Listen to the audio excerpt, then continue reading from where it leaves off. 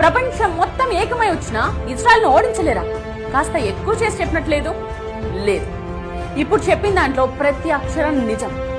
Sample గా కొన్ని పేర్లు చెప్తా, మీరే ఆశ్చర్యపోతారు. ఏంటి ఈ ప్రపంచం మొత్తం వాళ్ళ చేతుల్లో ఉందా అని.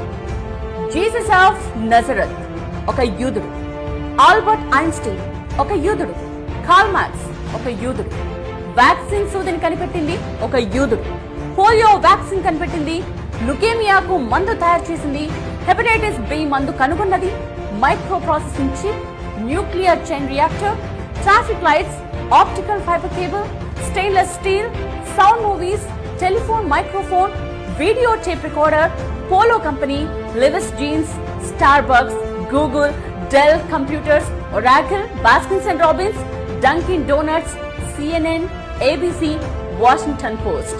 వీటన్నిటి వెనుక ఉన్నది యూదులు.